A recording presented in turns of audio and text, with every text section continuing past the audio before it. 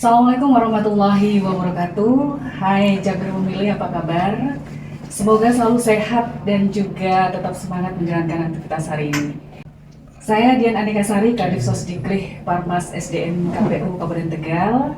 Hari ini kita akan berbincang-bincang di podcast KPU Kabupaten Tegal, Cipok PP, Poci Karondopok Pemilu dan Pemilihan. Cipok PP. Ya, Poci Karondopok, Pak. Ya. Dan hari ini kita kedatangan tamu spesial dari anggota DPR RI Komisi 2 dari fraksi PKB Partai Kebangkitan Bangsa, Bapak Eka Widodo ST. Selamat siang, Bapak. Siang. Apa kabar hari ini? Baik, nama panggung saya Edo, Mbak. Edo, oke. Berarti nanti kita panggilnya Pak Edo gitu ya? Betul. Oke. Pak Edo, terima kasih sudah bersedia untuk berbincang-bincang di podcast KPU Cipok ya. Dan hari ini mungkin kita akan berbincang-bincang terkait yang pertama adalah kunjungan dari Pak Edo ke KPU Kabupaten Tegal ini. Bisa diceritakan Bapak dalam rangka untuk apa? Oke, ini tugas saya sebagai anggota DPR Komisi 2. Ini masa reses, saya manfaatkan untuk berkunjung ke KPUD Tegal. Satu, KPU juga sebagai mitra Komisi 2. Dan karena dapil saya Tegal Brebes, juga saya merasa perlu kunjungi ke KPU Tegal. Saya pengen tahu hasil atau pengen tahu seperti apa sih evaluasi atau mengevaluasi atas pilkada kemarin, gitu. Oke, dan kita tadi juga sudah berbincang-bincang ya, Pak Edo. Wah ya, udah sengit tadi. Sudah sengit. Salah satunya adalah terkait dengan partisipasi pemilih di Pilkada 2024 kemarin. Dan KPU Kabupaten Tegal untuk tingkat partisipasi, kalau berdasarkan dengan data DPT, basisnya adalah data DPT itu sekitar 66%. Tapi kalau basisnya dengan C pemberitahuan yang terdistribusi itu, kita ada di angka 76%. Dan untuk pilkada ini memang dari semua wilayah kabupaten kota yang ada di Indonesia ini banyak sekali yang mengalami penurunan ya, Pak Edo. Nah, mungkin dari Pak Edo seperti apa ini? Nah, itu konsen kami, Komisi 2. Kami berkali-kali minta evaluasi atau bertemu dengan penyelenggara, terutama KPU, untuk mengevaluasi terhadap besaran atau tingkat partisipasi pemilih di pemilu pilkada serentak ini. Karena dari beberapa yang kita trial cek itu masih di bawah dari target. Pertama, kalau jadi rujukan di pileg atau pilpres itu jauh, ada yang selisih 10%, ada yang selisih di atas 10%, ada yang selisih di bawah 10%. Nah, itu kita coba evaluasi yang tentunya untuk tahapan berikutnya nanti di 29 atau ada tahapan lagi terhadap pemilu bisa menjadi tolak ukur dan saling membenahi apa yang kira-kira perlu dibenahi, gitu.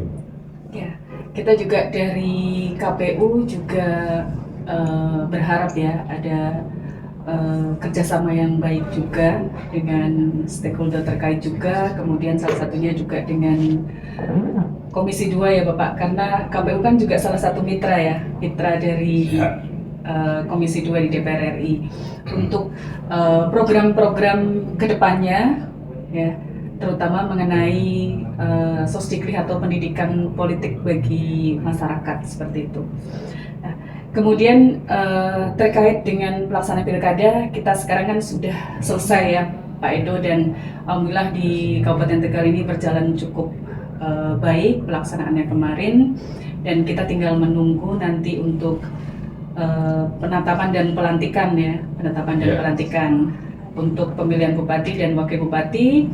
Kita tidak ada ajuan untuk sengketa ya di MK, sehingga kita tinggal menunggu dari surat dari MK bahwa tidak ada PHPU-nya. Kemudian juga untuk gubernur kita juga masih menunggu apakah nanti KPU Kabupaten Tegal termasuk lokus atau tidak.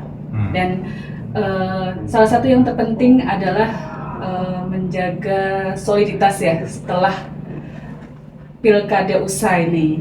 Karena ya penting itu Mbak. Penting ya. Gini, saya juga pengen pesan ke masyarakat Tegal ini, terutama untuk pendukung 01, 02. Ayolah, sudah tahapan kita kemarin saling dukung mendukung, agak berseberangan, sekarang sudah selesai. Jadi mari kita kembali berjabat tangan, kembali bergandengan untuk masyarakat Tegal, untuk kepentingan terhadap masyarakat Tegal. Nanti yang terpilih kalau butuh masukan terhadap dari yang belum terpilih itu juga lebih baik. Kalau yang terpilih bergandengan dengan para pendukung-pendukung yang tidak terpilih itu juga lebih baik. Intinya ini untuk kepentingan masyarakat harus bersatu padu, harus senggoyong bareng, karena untuk yang terpilih saja kalau dia kerja sendirian kasihan. Jadi yang pendukung yang belum beruntung kalau bisa ikut bantu, dan yang beruntung yang berhasil menang juga harus bergandeng yang kemarin belum beruntung gitu. Ya, apalagi kedua paslon juga sudah saling bertemu ya. Ya, sama-sama muda juga calonnya. Betul sekali. Dan kita lebih bersiap lagi untuk kedepannya kan. Ya, tapi saya kira saya pendapatan beberapa turun karena ini dapil saya juga, saya cukup memahami masyarakat itu sudah cerdas semua Pak. Jadi masyarakat di bawah tidak akan mungkin sampai tersulut emosi untuk berkonflik yang lama, saya kira enggak. Mungkin memang ada perlu waktu, nanti tapi juga harus turun untuk melakukan recovery atau konsolidasi di level-level kecamatan atau level kabupaten, mempertemukan mungkin tim ses 01 dengan 02 biar mereka sebenarnya ini sudah selesai. Nah, mungkin perlu mereka hanya butuh momen atau event yang di situ ada KPU untuk menunjukkan bahwa mereka sudah jabat tangan gitu. Betul, siap Pak. Jadi KPU udah siap ya kalau begini siap gitu ya. Kita juga kemarin sudah ada perbincangan hal tersebut ya dengan forum Forkompinda juga terkait dengan konsolidasi pasca pilkada usai, dan ini juga nanti jadi konsen kita ya KPU untuk di bulan-bulan terakhir inilah ya. Dan harapannya nanti apa yang tadi diharapkan bisa benar-benar terwujud ya. Jadi kalau kita menilai mungkin yang masih ada itu di residu-residu yang di medsos mungkin masih ramai, tapi kalau di bawah mungkin sebetulnya ya tidak terlalu seperti itu ya Pak. Ramai hanya di medsos mungkin. Ya mudah-mudahan 1-2 bulan ini langsung bisa medsosnya langsung berganti ke Tegal mau ngapain ini. Betul. Atau Pak Bupati yang baru ini jalan daerah Lebak Siur bisa lebih kepada masukan-masukan ya. Yang begitu. Saya yakin Bupati terpilih pasti butuh masukan, karena kalau melihat dari kacamata sendiri bukan dari kacamata orang lain atau masyarakat pasti tidak akan maksimal pengabdian ke masyarakat. Oke. Yang terakhir Pak Edo nih, pesan untuk KPU Kabupaten Tegal ini. KPU Kabupaten Tegal, pengalaman saya bertarung kemarin di Pileg relatif cukup happy karena KPU Tegal itu kan saya juga menilai dari saya ini kan pendatang baru, tidak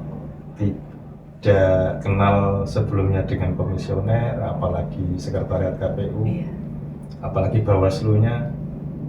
Jadi saya sebagai pemain baru yang tidak mengenal siapa-siapa, saya merasa di Tegal cukup fair antara peserta yang mungkin sudah incumbent, saya ya. sebagai peserta baru itu fair, dianggap sama. Walaupun saya baru kali ini KPU Tegal, harusnya waktu pileg kemarin harusnya.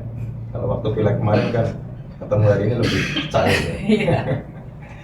Oke.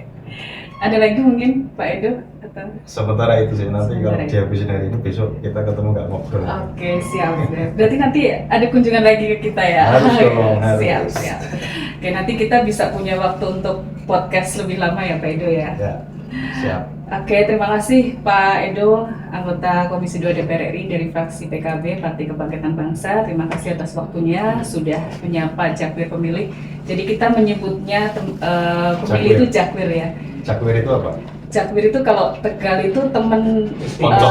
Ya, konco baik lah, kental kayak gitu. Bahasa Jogjanya Japemete, Pak. Iya, betul. Japemete itu konco sak lawase. Konco sak lawase itu. Ya. Terima kasih sekali lagi atas waktunya Jakwir pemilih. Demikian tadi bincang-bincang singkat kita dengan Pak Edo, dan seperti tadi yang sudah disampaikan ya, pesan dari Pak Edo bahwa pasca Pilkada 2024 ini mari kita lebih mempererat persatuan lagi, menjaga soliditas lagi, dan lebih konsen untuk membangun Tegal lebih baik lagi untuk kedepannya. Harus. Ya, terima kasih sekali lagi, dan sampai ketemu lagi nanti di podcast berikutnya di Cipok PP, Poci Karondopok, Pemilu dan Pemilihan. Saya Dian Andika Sari, mohon pamit. Wassalamualaikum warahmatullahi wabarakatuh. Waalaikumsalam.